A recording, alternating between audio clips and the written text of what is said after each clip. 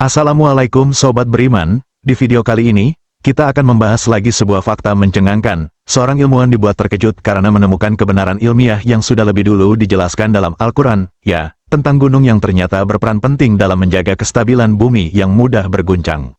Subhanallah, semakin kita gali, semakin terbukti kebenaran firman Allah. Sebelum lanjut, yuk bersama-sama tulis sholawat kepada Nabi Muhammad SAW di kolom komentar. Semoga dengan sering bersolawat, kita semua mendapatkan syafaat beliau di yaumil akhir. Amin ya robbal alamin. Jangan lupa untuk like, subscribe, dan baca deskripsi video biar gak gagal paham ya. Langsung aja kita simak penjelasannya.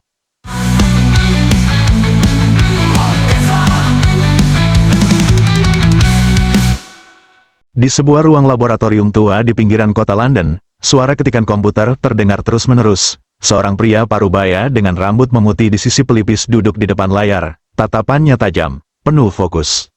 Namanya Dr. Edward Linford, seorang ilmuwan geofisika yang tidak banyak dikenal dunia.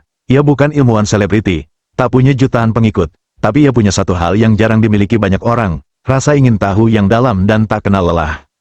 Selama 15 tahun terakhir, Dr. Linford meneliti satu hal sederhana tapi kompleks. Mengapa bumi bisa tetap stabil, padahal di dalamnya terus terjadi ledakan energi? Kita tahu bahwa di bawah kaki kita, kerak bumi mengapung di atas lautan magma cair, lempeng-lempeng raksasa terus bergerak, menabrak satu sama lain, menyebabkan gempa, letusan gunung api, bahkan pembentukan benua. Namun, bumi tetap terasa tenang, kita tidak merasakan getaran setiap saat, tidak ada guncangan konstan. Dr. Linford bertanya-tanya, apakah ada sistem alami yang menjaga kestabilan ini, sesuatu yang belum kita pahami sepenuhnya. Ia memulai proyek pribadi yang ia beri nama, Anchor of Earth, penambat bumi. Proyek ini meneliti pola distribusi pegunungan besar di dunia dan menghubungkannya dengan data seismik dari berbagai belahan bumi.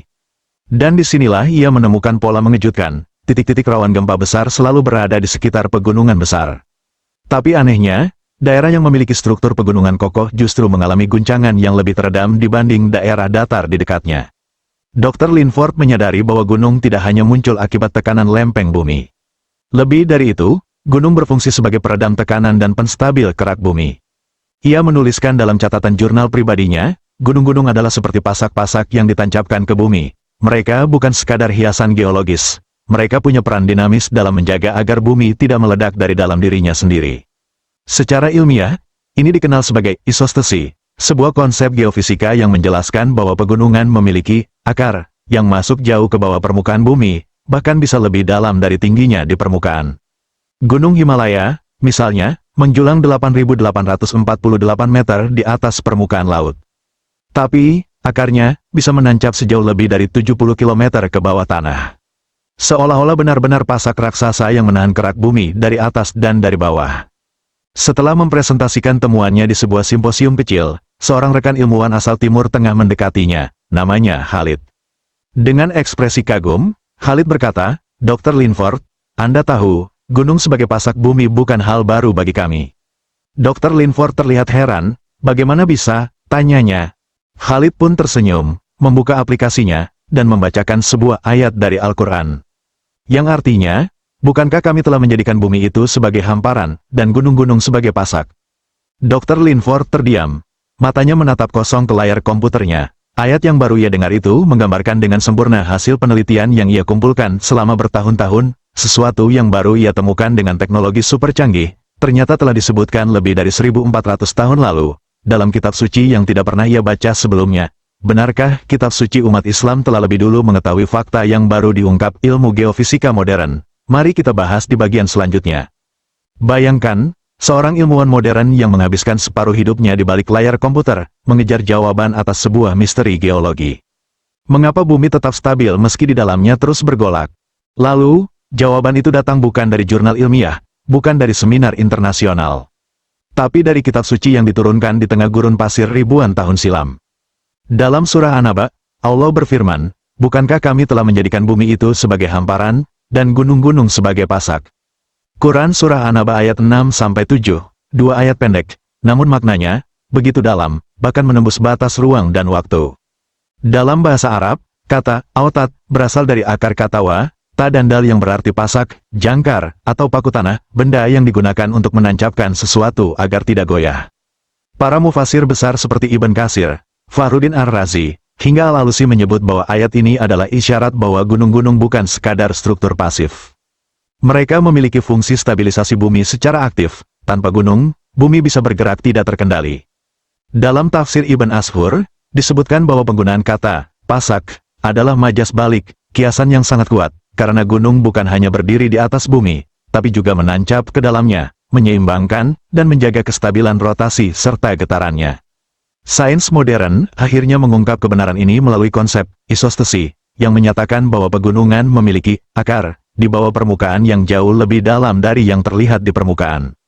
Misalnya, Gunung Everest, tingginya 8.848 meter di atas permukaan laut, namun akar bebatuannya bisa menembus hingga 70 km ke dalam. Gunung di Samudra Pasifik, berdasarkan survei batimetri, juga menunjukkan struktur yang seperti pasak batu menembus kerak bumi.